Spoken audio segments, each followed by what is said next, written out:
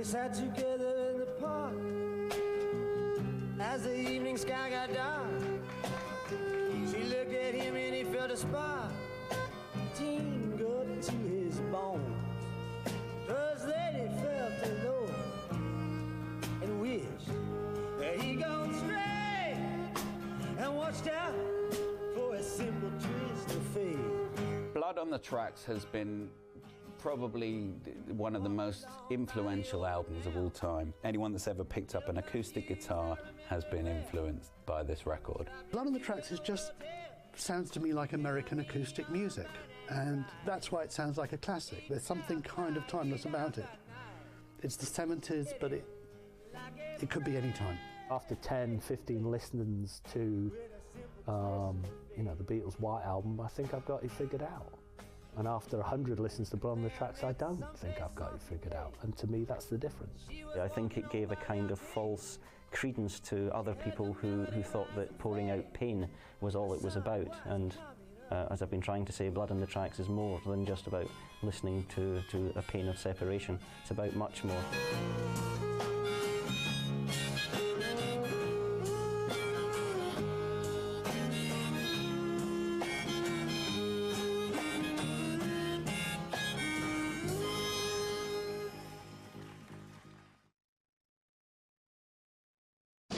Songs, you're hard on a lot of people, like in Like a Rolling Stone, you're pretty hard on the girl, and in Positively 4th Street, you're pretty hard on the supposed friend. Are you hard on them because you want to torment them, or because you want to change their lives and make them know themselves? I want to needle them. Who's Mr. Jones? Mr. Jones, I'm not going to tell you his first name. I get sued. What does he do for a living? He's a pin boy. He also wears suspenders.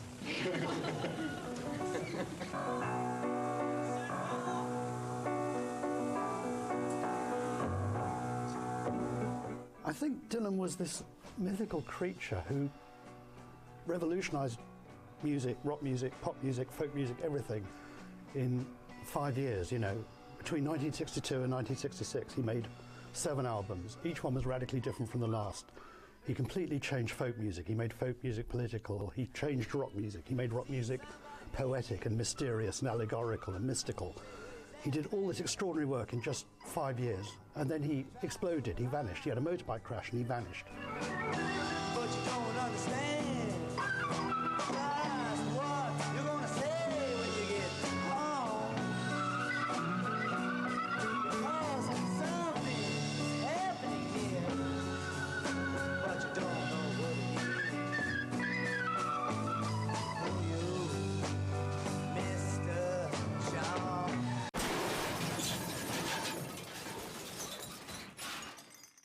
The motorcycle accident and the degree to which Dylan was hurt is something that's debated endlessly. The motorcycle accident, in its effect on Dylan's myth, was extraordinary.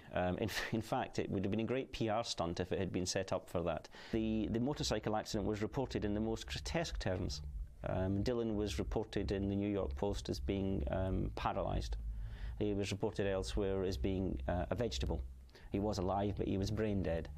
He was reported in various places as being so badly disfigured, the reason he was hiding was he didn't want people to see his scars and he would never return to the stage. And nobody contradicted this. Dylan hated being called a spokesman for a generation. He felt it was just a terrible millstone to hang around anybody's neck. And with him, it was hung around his neck, well, when he was about 20 years old. And he felt it, dragging him down, and he just shucked it off. Said, no, I'm not. He didn't mind actually being, admired for his achievements, but he wasn't going to lead anybody.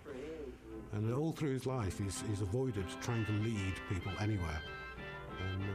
And to a certain extent, his removal with the motorbike accident in 1966 was quite fortuitous for him. It enabled him to kind of just step back from what was a very damaging lifestyle and all the expectations that had been laid upon him, and just get away from that. Ironically, although people think of the motorcycle accident as being this huge gap in Dylan's career, Dylan was actually recording the seminal basement tape material 9 months after the accident and was recording John Wesley Harding 15 months after the accident. So in fact 1967, the year after Dylan's motorcycle accident, was probably his most creative year ever. He came back with this album that was so simple and so acoustic and was recorded in 1967, the same year as Sgt. Pepper, the same year as Electric Ladyland. And yet it sounded like it was recorded in 1867. It sounded like something from the American backwoods. And it has no references to contemporary society at all, and yet the whole thing is suffused with a sense of what was happening to American culture in the 60s, how it's tearing itself apart. If any other artist but Dylan had released John Wesley Harding, it would be considered the absolute pinnacle of their career. It never appears in top 5 lists of Bob Dylan albums. John Wesley Harding came as a big surprise to Dylan fans in as much as Dylan had set off the whole psychedelic era really came from Blonde on Blonde. That's possibly being unfair to many other artists, but Dylan's influence at the time, it's impossible to overstate how big his influence was, and people were trying to top Blonde on Blonde. And you had fantastically creative artists like Brian Wilson of the Beach Boys doing Smile, and then hearing the Beatles' Sgt. Pepper's and Giving Up. And even the Rolling Stones, I mean, you know, a rock and roll, rhythm and blues, hard down rocking band, they went all flowery and all this nonsense as well.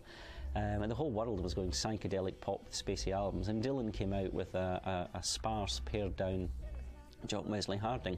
When John Wesley Harding came out in 1968, it was a big shock to the rock audience, which, whilst he had been away, had turned paisley and become hippie and so on. So it was all bright colours and psychedelic album sleeves everywhere else. He came out with something which had a beige colour album sleeve with a black and white photo on the cover, and the songs inside were recorded at such a quiet level that you could hardly hear them unless you turned your amplifier right up. And they were all very kind of diffident, quiet songs with a lot of biblical imagery in, which again didn't jive very well with the prevailing attitudes of the time. I once held her in my arms. She said she would always stay. But I was cruel, I treated her like a fool. I threw it all away. He then made this very corny Nashville record called Nashville Skyline, very corny Nashville love songs. If John Wesley Harding was a bit of a shock, then Nashville Skyline was just almost like heresy when that came out, because it was this very conservative music, country music, which no one was listening to at the time. Nobody hip was listening to it at the time. People were marching against Vietnam, there was riots in Paris and everything. Bob Dylan was the leader of the revolution and he was singing, "Oh, me, country Paris." But the whole idea of Dylan being this kind of bucolic, happy country boy, at the time was shocking. It's quite charming now, but at the time it was shocking. What Dylan had done to the folkies by going electric, he did to the rockers by going to Nashville Skyline. The problem with Nashville Skyline was, actually I think it's a very good album. It's got a wonderful sound to it, but the problems with it were Dylan's voice had changed. He didn't sound like Bob Dylan. He didn't sound like Bob Dylan at all. And when asked about this, he said it was because he'd given up smoking in one of his kind of wry ways of fielding questions. The opening track was a duet with the great Johnny Cash, with whom Dylan had actually done quite a bit of work, and they seemed to pick the worst possible version to put on the album. If you're traveling to the North Country Fair, where the winds hit heavy on the borderline, remember me to one who lives there, for she once was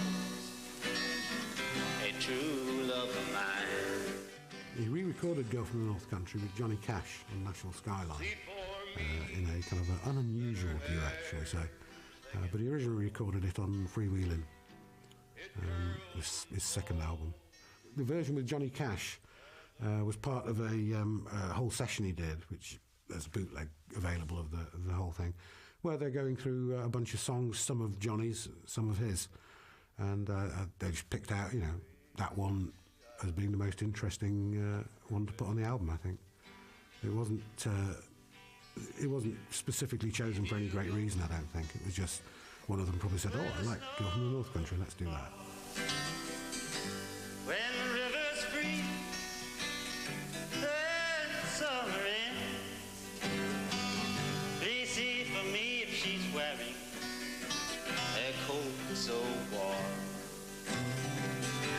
to keep her from the howling wind. Nashville Skyline was one of the most daring things in Dylan's career, which puts up with a lot of other daring things.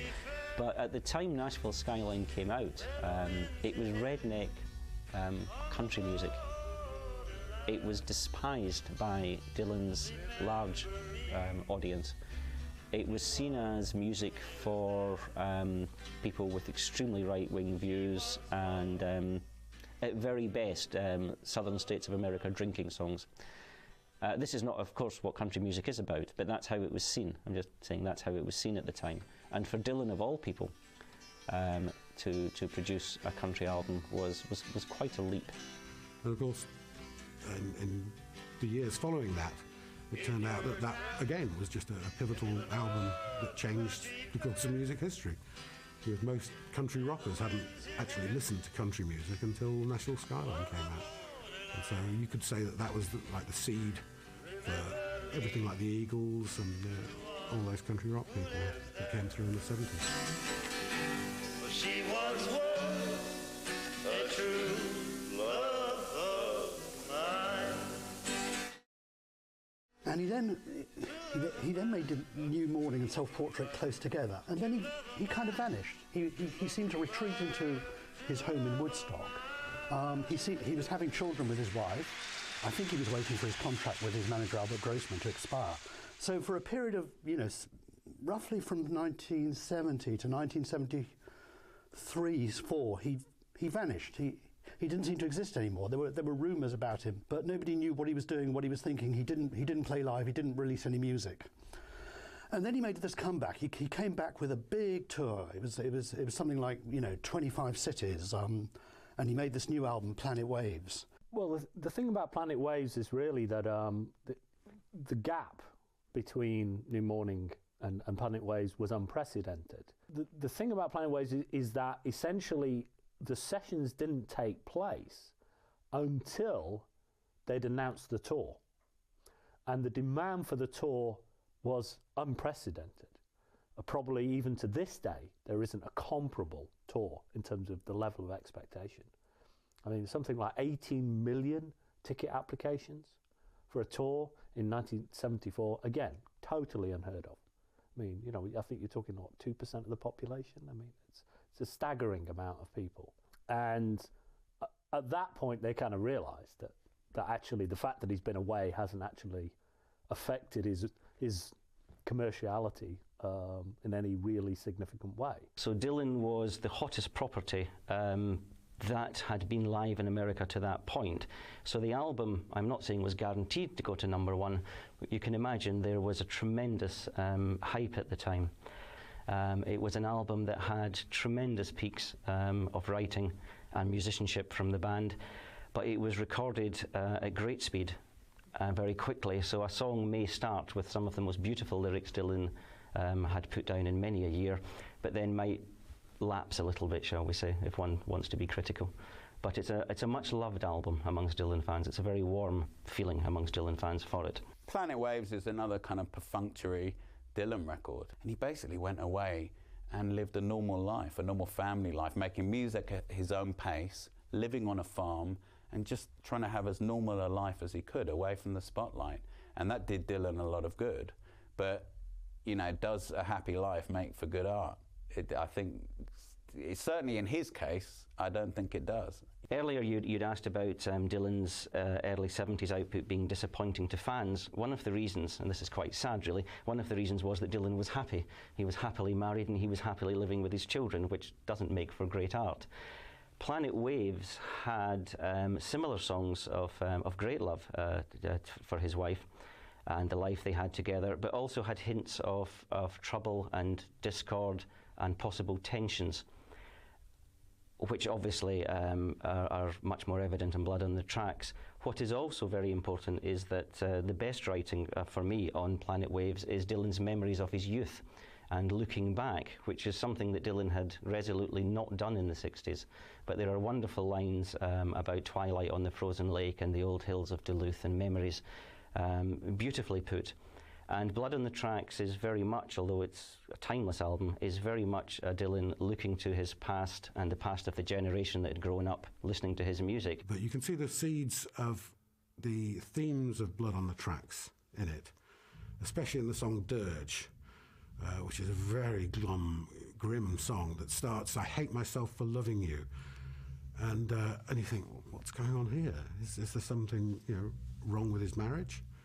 And yet there was another song on that album called Wedding Song, which seemed to be a song in praise of his wife. And you thought, there's something odd going on here. He seems to be torn between this devotion and there's also, he feels that there's something holding him back in the marriage. When Dylan starts saying, "I love you more than all of that with a love that never bends, and if there is eternity, I'll love you there again," it really does sound like he's trying way too hard to convince his wife that that's the case.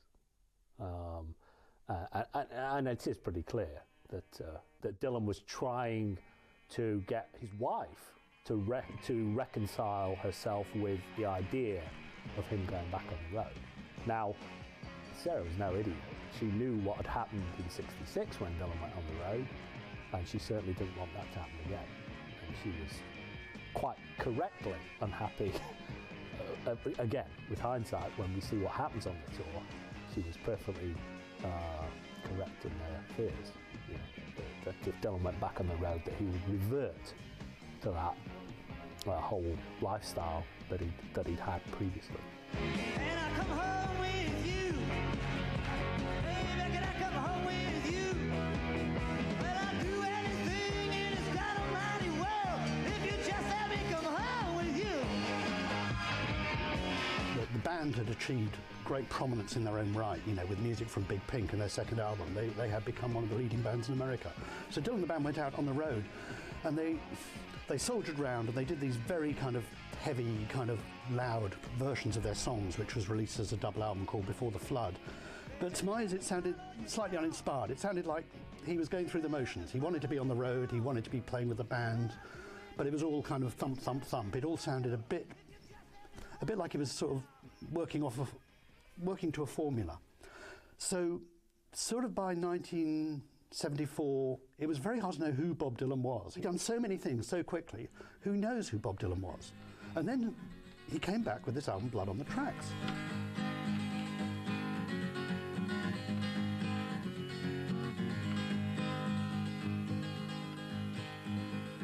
Early one morning the sun was shining, she was lying in bed, wondering if she changed it all, if her hair was still red.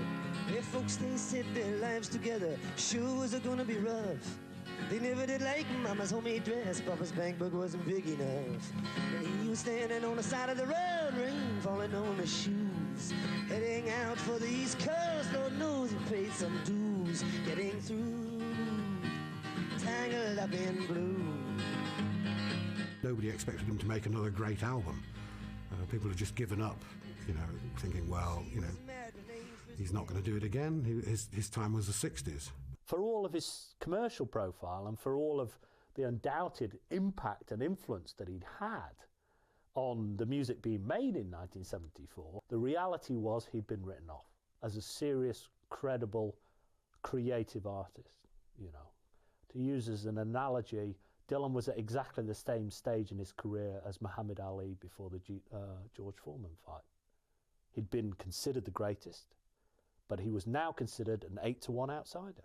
This album is the album that you would take to your grave with you, And I think this is the album that if you were to say, yeah, this is the one Bob Dylan album that I'll play you to show you what Bob Dylan's about, this is the one you'd take. Even though there's more adventurous albums out there by Dylan musically, There's more druggy albums, there's more abstract albums. This is the album that you would say, yeah, this is, if I was to play you a record by Bob Dylan to show you what this was really about, the essence of what this is about, is Blood on the Tracks. I think the record is a classic, and you know, why classics happen is very hard to put your finger on. It's like, you know, why do classic films happen? Why did Casablanca happen? Why did The Third Man happen? You know, there's a great script, there are great actors, there's a great cameraman, there's great lighting. It all comes together, and I feel that with this album, all the themes, it's unusually coherent. The album keeps circling round and round and round the central mystery of relationships and what love is and whether we ever find true love. And if we think we find it, how it always goes wrong. And yet, you know, that is what we do. That's what our journey through life is. It's always looking for that other half of you that will complete you. And so it's the coherence of the material, and it's the sympathetic musicians, and the fact that I think he is singing in a very direct, down-to-earth way that makes it a very coherent album, and an album that lasts. And yet people didn't hear it that way at the time. I think John Landau in Rolling Stone had a fairly negative review of it. I think Nick Kent in the NME said that it sounded amateurish. It just shows people don't quite know what they're getting when they get a new Dylan album. There was only one review that called it right, and it's rare for me to compliment the man who wrote it, but Michael Gray in Let It Rock absolutely got it spot on. He said, this is a masterpiece, this rewrites the book, and most importantly, the one thing that Michael got absolutely right, he said, Dylan has done something that no one has done before, which is 10 years after he was written off. He has delivered something at least the equal of his incredible work. And that is unprecedented. I think even to this day, I don't think anybody has done that. You know, there's no Rolling Stones album after Exile that comes close. There's no Beatles album that, you know, get to the whole thing. Dylan did it, and nobody saw it coming. She turned around and looked at him as he was walking away, saying over her shoulder, we'll meet again someday on the avenue, tangled up in blue. Tangled Up in Blue is one of my favourite songs of all time, let alone one of my favourite Dylan songs. That to me is the, you know, the ultimate Dylan song. Tangled Up in Blue. I listen to it and I've got films going around in my head. The imagery is so incredibly strong and it's such a poignant song. And I started listening to that when I was 12 years old. I wouldn't have had a clue about relationships, broken hearts, girls. And I can just remember hearing this record, and it was like having a film coming out of the speakers. It's because the imagery in the album is so strong, and the imagery in that song is just incredible. Actually, it's mesmerizing. She was working in a topless place, and I stopped in for a beer. I just kept looking at the side of her face in the spotlight so clear. And later on, when the crowd thinned out, I was just about to do the same. She was standing there right beside my chair, said, don't tell me, let me guess your name. I muttered something underneath my breath. She studied the lines of my face. Must admit, felt a little uneasy when she bent down to tie the laces of my shoes, tangled up in blue. I think Tangled Up in Blue sets the stage. It tells you what the theme of the album is. And it's a fantastic, there's something kind of very up-tempo and very kind of energetic about it. It's just the way Dylan and the musicians work together, the way the drums work, the way you get that little rinky-dink, ding figure on the guitar. It just keeps, it's wonderful the way it just keeps circling around. It keeps circling around and coming back to itself. Each verse sort of seems to build on the same theme. It's got this wonderful circular feel to it, which musically goes with what the lyrics are telling you. The love doesn't end in some kind of happy stasis, that it always ends either in separation or in reconciliation. You're always moving on to the next stage. Nothing lasts forever. A lot of the time with Dylan albums, there is a song that sets the scene. I mean, on Highway 61 Revisited, it was like a Rolling Stone that sort of told you what the album was about and what it was going to sound like.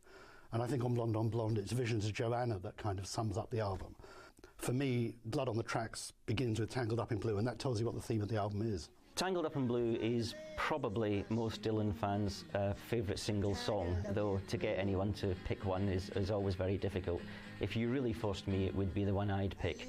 And I think it's most people's signature song from the album, Blood on the Tracks. But Tangled Up in Blue is such a perfect realisation, even though Dylan was constantly rewriting it and would constantly rewrite it in forthcoming years. It was such a perfect realisation of the album, summing up where Dylan was, where the world was, what was happening, and the whole feel of it, and just the way it opens the album just makes it perfect for most Dylan fans.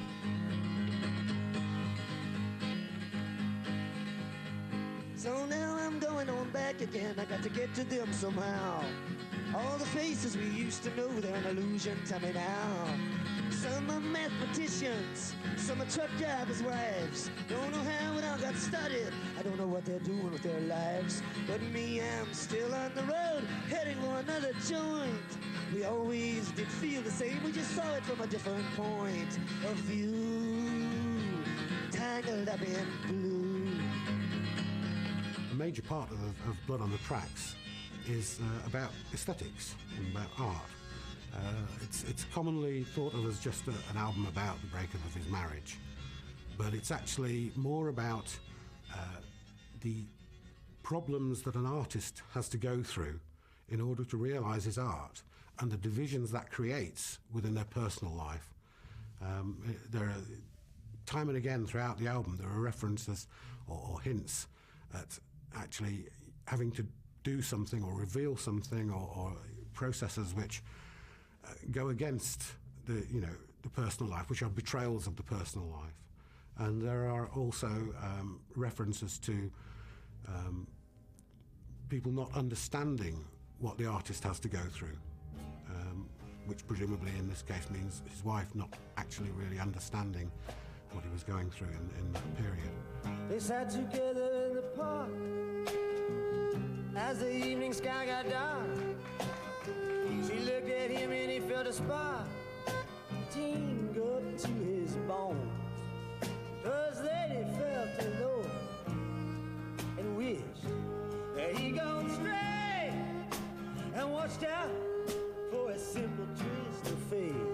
We do keep talking about the unity of the album, but in fact the musical styles and the emphasis changes, especially in the opening 4 tracks. The move from Tangled Up in Blue, and you have to cast your mind back to what a thrill that was to have Dylan back at that power at the time, and in those days of vinyl, of course, you get this little break and you're thinking of Tangled Up in Blue, and suddenly Simple Twist of Fate starts. A clarinet someplace softly played. She was walking on by the arcade. She heard the melody rise and fade. Other Dylan albums, there are often things that sound allegorical, or things that sound political, or things that sound like dreams. Whereas every song on Blood on the Tracks is telling you a story. It's a story about a man and a woman, and how they make it and how they don't make it. It's telling you that love is wonderful and love is a sense of loss at the same time. He woke up and she was gone. He didn't see nothing but the dawn. He got out of bed and put his clothes back on. Pushed back the blind. Found a note she'd left behind, to which he just could not relate. All about a simple twist of fate. I don't think that Blood on the Tracks is Dylan's greatest album as a vocalist.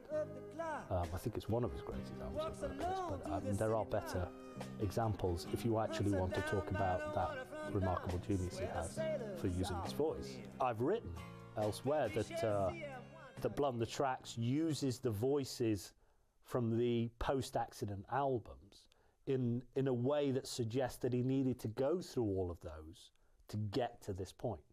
So he needed to make Nashville Skyline, he needed to make New Morning, he needed to make Planet Waves, none of which are great albums, in order to get to Blood on the Tracks. And there is definitely a sense of that he's bringing together all those different voices in Blood on the Tracks. And because he actually confines himself musically on the album by using this open D tuning throughout most of the album, and so he's actually limiting himself musically, and he's using very little backing. He actually has to do things with his voice to make it interesting.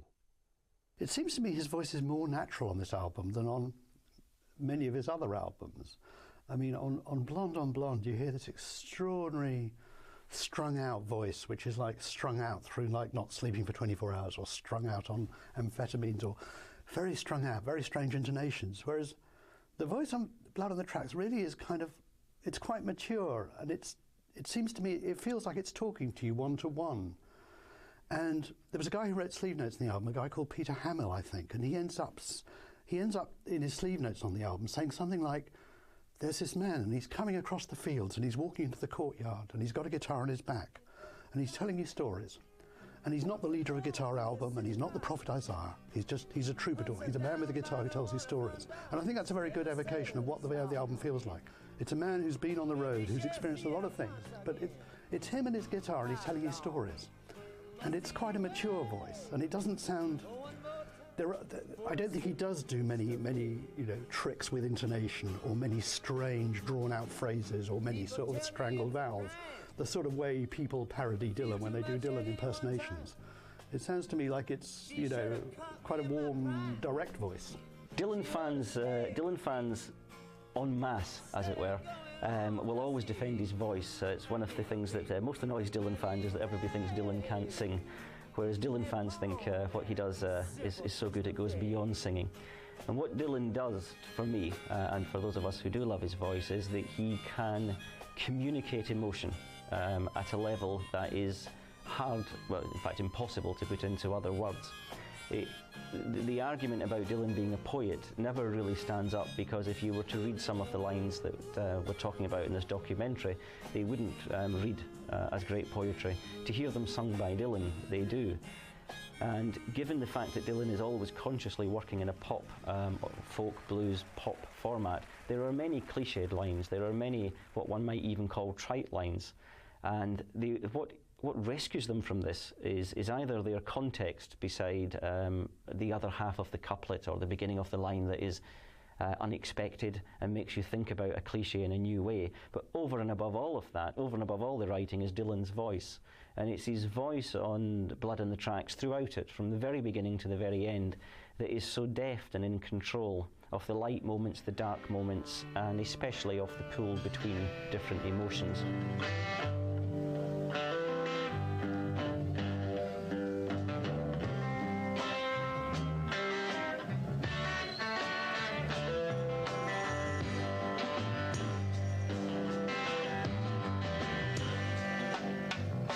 Someone's got it in for me. They're planting stories in the press.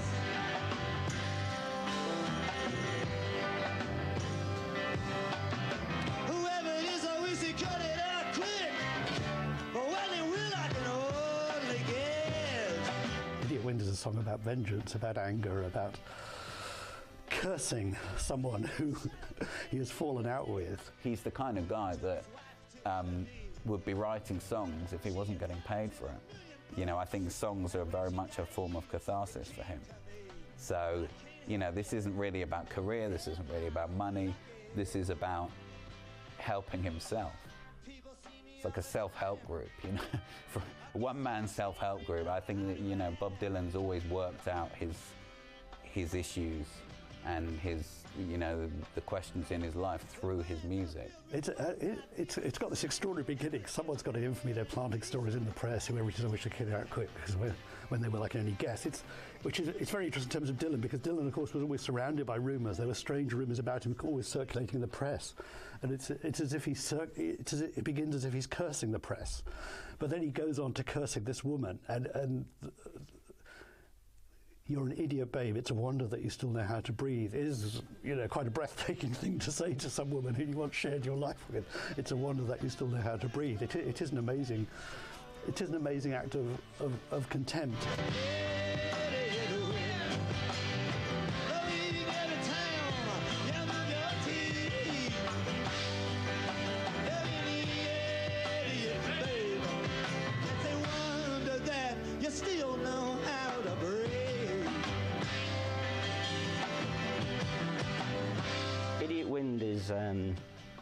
Is a catharsis of a song that certainly would become the angriest thing Dylan had ever recorded. And if you listen to Blood on the Tracks itself, you might put it down as one of his angriest songs, but it was to become much angrier. You heard the words that I love best. They cover up the truth with lies. One day you'll be in the grave. Flies buzzing around your eyes. Blood on your saddle. The live performance of Idiot Wind on the Hard Rain TV special is a totally unique circumstance. He is singing that song. Sarah is 2 foot from him when he's singing that. She's in the pit, literally in front of him. And they've been having blazing rows for the previous 5 days for a variety of reasons. And so here is a song that he wrote 2 years earlier, which is about that dynamic. And of course, the woman he wrote the song about is there. Of course, he gives it 110%. And it's an extraordinary performance because of that. But he is seething. I've said before that I think Idiot Wind is like the engine of the album, and everything spirals around it. And the anger and pain and close to the bone feeling of Idiot Wind, one could listen to You're a Big Girl Now, where he talks about, he's talking very close to the bone. You're talking about naked emotion and pain. Not long after the album came out, Dylan did an interview with Mary Travers where he said that he couldn't understand people responding to the pain that was on the album. For somebody who's denied that, of course, there's any autobiographical element in it, that was a very interesting remark. What I think he does with the pain, and Idiot Wind is one where we perhaps have to take what I'm going to say on faith. I think he transmutes the pain into something that is almost a feeling of freedom. The very fact that somebody can articulate something so hurtful makes me as a listener get a buzz and an adrenaline rush, not because I want to wallow in the pain of another human being, but the fact that somebody can articulate something so personal and make it sound universal, I think is a great achievement. But if you're going to talk about albums and particular tracks that get too close to the bone and are uncomfortable to listen to, well, certainly Idiot Wind is the one that would come to mind as being a little bit too close to somebody else's life or comfort. You'll never know the hurt I suffered, nor the pain I rise above. And I'll never know the same about you, your holiness or your kind of love. And it makes me feel so sorry. It's got an emotional movement in it because it begins, you're an idiot, babe, it's a wonder that you still know how to breathe. And it ends, we are idiots, babe, it's a wonder we can even feed ourselves. So that movement from you're an idiot to we are idiots seems to me, there's a kind of coming to terms with it all. There's a kind of sense of, not a reconciliation, but a kind of understanding that whatever it was, whatever the mess was, they created it together. It was something they both shared. So just by going from that accusatory tone at the beginning to we're idiots, babe, there's a kind of sense of forgiveness or a sense of coming to terms with it. And yet it has got other dimensions. I think when he's singing, you know, Idiot Wind blowing like a circle around my skull from the Grand Coulee Dam to the Capitol, that to me reminds me of when it was recorded. It was recorded, you know, 1974. That was actually the year Nixon resigned. That was the year of Watergate. So it becomes the whole wind of political rumour, the whole wind of the idiotic American media. It becomes something that's political, that's media, that's personal. It's a quite extraordinary image that somehow encompasses all these worlds.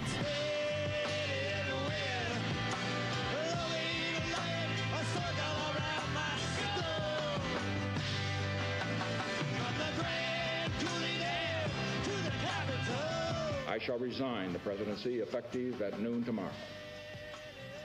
Vice President Ford will be sworn in as president at that hour in this office. It's a wonder that you still know how to breathe.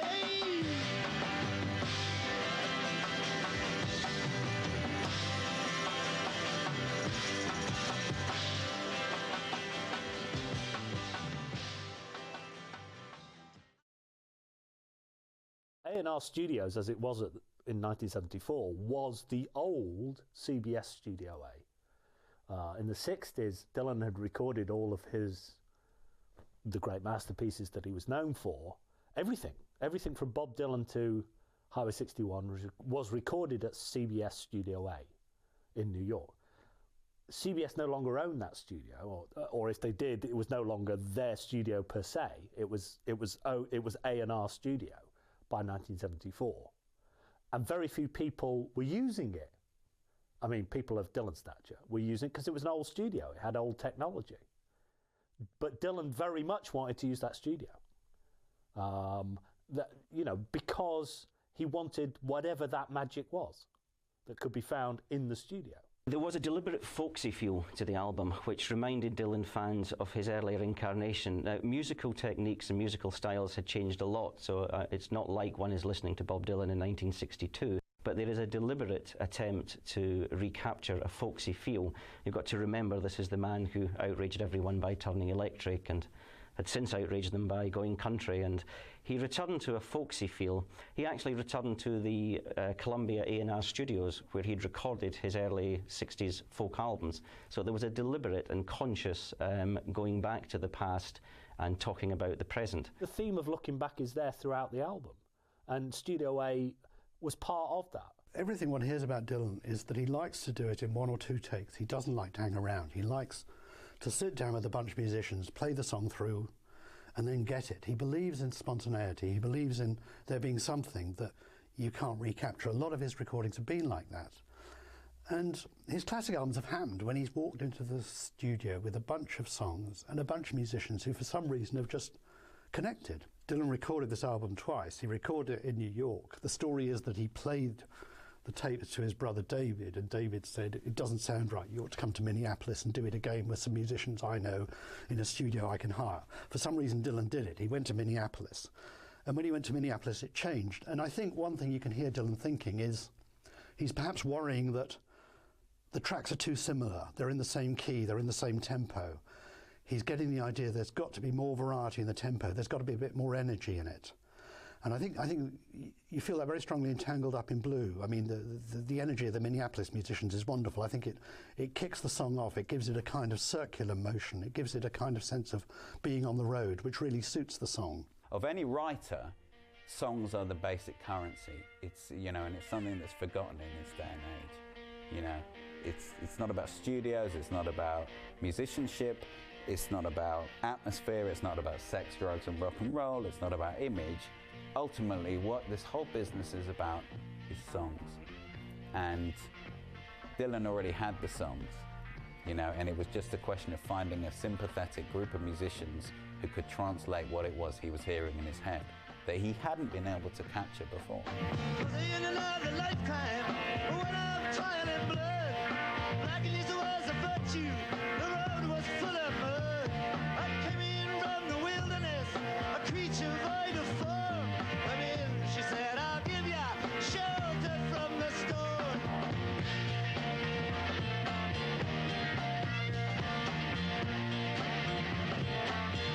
We have been talking about how deeply personal Blood on the Tracks is, and Shelter from the Storm is another song of tremendous turmoil in the area of relationships and love. But one of the things that most songs do, and this one does to the nth degree, to use a cliche, is that it universalises the personal. I think Shelter from the Storm is one of the most beautiful love songs ever written. It's this wonderful image of somehow this relationship, this thing will bring you shelter from whatever life can hurl at you. Life will hurl shit at you, things will go wrong, politics will go wrong, your career will go wrong. There is this place where it's always safe and warm.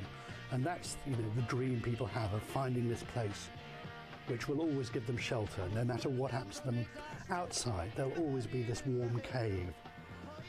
And it's got this rather beautiful, self-conscious biblical imagery. She came up to me so gracefully and took my crown of thorns. It's Dylan playing a joke about himself as the Jesus figure. But the song is built out of the same terrible sense of separation that is at the heart of You're a Big Girl Now and Idiot Wind. But Dylan is consciously doing it as a myth. The female in this is a goddess with the power to save him, to give him shelter from the storm. He himself is a creature devoid of form. That's a fantastic image. I mean, what is a creature void of form? I mean, even Hieronymus Bosch couldn't paint a creature void of form. And another point he sings, you know, ravaged like the crocodile hunted in the corn. I mean, the idea that people are hunting crocodiles in a cornfield is such a strange image, but at the same time it's an image of, you know, the mad beast that is looking for some escape, and she will give him shelter from the storm. Suddenly I turned around and she was standing there with silver bracelets on her wrist and flowers in her hair. She walked up to me so gracefully, took my crown of thorns, and then she said, I'll give you shelter from the storm.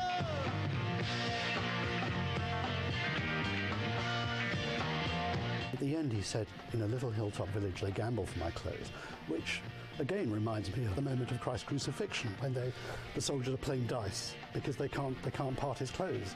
So again there's the image of Dylan as Christ-like, and the final crucifixion, or the final deliverance is somehow there in the images, and it's not done in a big way or a pretentious way. It's just a kind of throwaway line that reminds you of all kinds of biblical allegories and biblical parables. And he lines up, you know, as I say, with the direct parallels to the Jesus Christ story of where people are gambling for his clothes. It's almost ridiculous, but there's such an authority in his voice, and there's such a pain in it that he carries it off. In a little hilltop village, they gamble for my clothes. I'm begging for salvation, they give me a lethal dose. I offered up my innocence, got repaid with scorn. And then she said, I'll give you shelter from the storm. I think part of the reason it comes off so well is because of the setting in the album. If one had suddenly been presented in 1975 with Shelter from the Storm on its own, I'm not sure how one could react to it. It's such a mythic statement. But on an album that's full of stories of men and women and lovers united, reunited, lost, reconnected, the mythic gets its core from all these people we've heard of in topless bars, driving cars, normal people in normal places, suffering great emotion. Dylan's writing by this point had become a lot less oblique. It was a lot more confessional, a lot more direct. I think there was less open to interpretation. In the 60s, there was a lot more clever wordplay and a lot more kind of art involved. Whereas these songs, they are like a chronicle of his life. You know, they are Dylan's diaries in song. And they're really, Dylan's son, Jacob, has said, Blood on the Tracks is like his parents talking to each other. I can't think of a better way of describing that record. It chronicles the breakup of his marriage, and, you know, everything started falling apart, basically, for him. I mean, the biographical assumption everybody makes about Blood on the Tracks is that it's about Dylan's marriage breaking up. And we know that his marriage did hit the rocks, and we know that his wife Sarah got divorced a year or two later.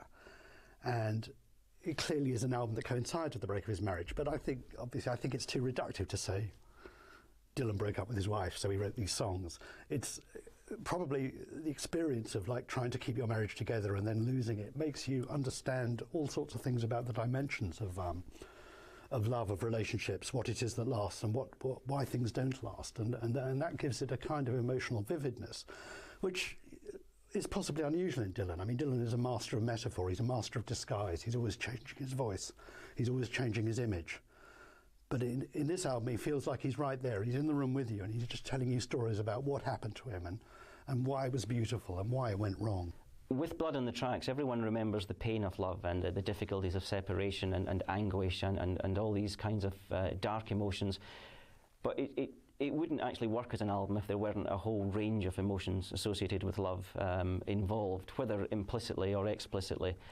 And clearly, Dylan has connected with millions of people, a feeling that he's dealing with these concepts in a mature manner that was just unknown in popular music. And the sort of complexities of love, I think, are very evident in the album. And I think also there's probably many a man who's lost a woman who goes home late at night and puts the album on and cries himself to sleep with it. It's certainly, not myself obviously, but it certainly probably had that effect on many people. So it does have that, but I think that trivialises it to a near despicable level, actually. Although that element is definitely there in the album, definitely there often in Dylan. Relationships, Dylan, usually comes out with a very manly viewpoint, shall we say, that men can equate to. But I think the album connects to both men and women, and I think it does so because it deals not just with pain and any kind of maudlin self-pity, but also with overcoming that, and also with the whole range of the human emotion that's involved in relationships and how difficult they are. The problem you always get into with Dylan, and it's a problem that there are very, very few rock critics ever overcome. And they always feel very self-conscious when they do, is that it is frankly absurd to talk about anybody else in the same terms. Now I say this as someone who's written biographies on quite a few artists, written histories of various strands of rock music that Dylan has no connection with. Dylan overarches everything, and there is nobody that comes close to Dylan. I once did a radio show in Australia, and the woman was stunned when I said, you can't seriously put Paul McCartney in the same league as Bob Dylan. I say this as a fan of the Beatles, I say this as a fan of McCartney's work, but it's absurd, it is frankly ridiculous. And I've interviewed hundreds of musicians over the years, and almost every one of them, whether they're punks, post-punks, grunge, there isn't one you won't meet who doesn't realise that. Musicians realise there is Dylan and there is everybody else.